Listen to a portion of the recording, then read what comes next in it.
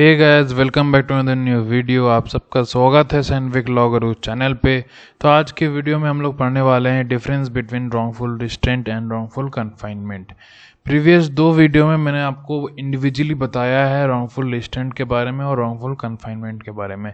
तो आज दोनों के बीच का डिफरेंस हम लोग जानेंगे।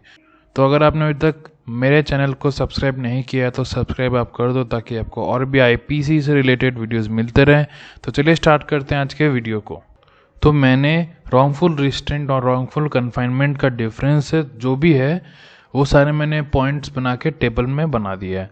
तो अगर आप कोई टेबल नोट डाउन करना है, अगर आप कोई पॉइंट्स चाहिए तो आप नोट डाउन कर सकते हो, वीडियो पॉज करके आप नोट डाउन कर सकते हो। तो सबसे पहला पॉइंट रॉन्गफुल रिस्ट्रेंट का आता है। हम लोग पहले मीनिंग जाएंगे, डेफिनेशन जाएंगे, उसके बाद लेवल ऑफ डिग्री या फिर कितना सीरियस ऑफेंस है वो देखेंगे, उसके बाद पनिशमेंट देखेंगे। तो सबसे पहले हम लोग मीनिंग पे आते हैं रॉन्गफुल रिस्ट्रेंट का।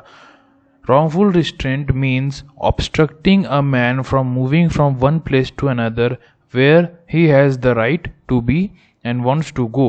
इसका क्या मतलब आता है? इसका ये मतलब आता है कि रॉन्गफुल रिस्ट्रेंट का मतलब ये है कि किसी दूसरे को ऑब्स्ट्रक्ट करना, किसी दूसरे आदमी को ऑब्स्ट्रक्ट करना या फिर रोक के रखना जहाँ पे उस आदमी के पास राइट है जाने का या फिर उसको वो और पर्टिकुलर जगह जाना है।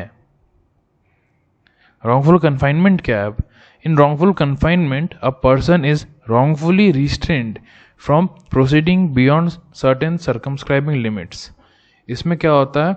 इसमें ये होता है कि किसी एक आदमी को रॉन्गफुली बंद कर दिया जाता है या फिर रोक के रखा जाता है ताकि वो किसी सर्कमस्क्राइबिंग लिमिट्स के थ्रू आगे ना जा सके या फिर उसके पार ना जा सके। फिर बाउंड्री है, कोई मैदान है, उस मैदान के बाहर ना जा सके, या फिर किसी रूम में बंद कर दिया, उस रूम के बाहर ना जा सके।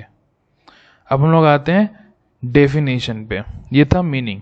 अब डिफाइन कौन सा सेक्शन में किया गया है? ये रॉन्गफुल रिस्ट्रेंट जो है section 339 of the Indian penal code में डिफाइन किया गया है।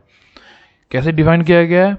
ये कहता है, सेक्शन कहता है, whoever voluntarily obstructs any person so as to prevent that person from proceeding in any direction in which that person has the right to proceed is said wrongfully to restrain that person।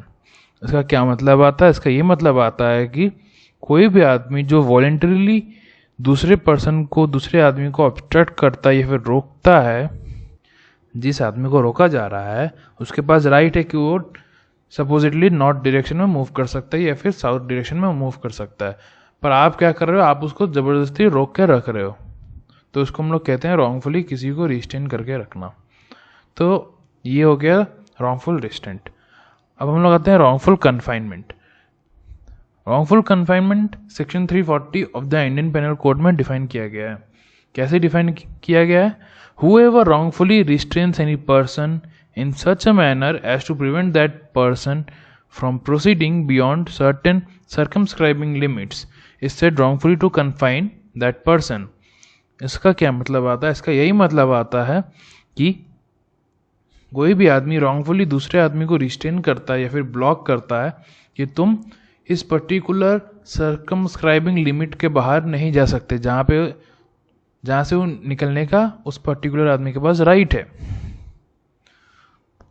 जैसे कि मैंने आपको room वाला example बताया, आप गए अपने दोस्त को या फिर किसी एक रैंडम आदमी को, या फिर आप गए बी को आपने रूम में बंद कर दिया, तो ताला लॉक बाहर से कर दिया, अब वो बाहर नहीं निकल सकता। आप ज़बरदस्ती उसको बंद कर दिए रूम में, चार दीवारी के रूम में आपने बंद कर दिया। इसको हम लोग कहते हैं रॉन्गफुली किसी को कन्फाइन करना। अब हम लोग आते हैं seriousness of the offence committed. तो रॉन्गफुल रिस्ट्रेंट इज ज़्यादा सीरियस ऑफेंस नहीं है। ये wrongful restraint is not serious as wrongful confinement and hence lesser punishment is provided by the code. Code मतलब यहाँ पे आता है इंडियन पेनल कोड आता है, यहाँ पे जो एक्ट है जहाँ जिसके थ्रू आपको पनिशमेंट दिया जा रहा है। अब wrongful confinement is serious offence and hence more punishment provided by the code. अब हम लोग लास्टली आते हैं पनिशमेंट की तरफ।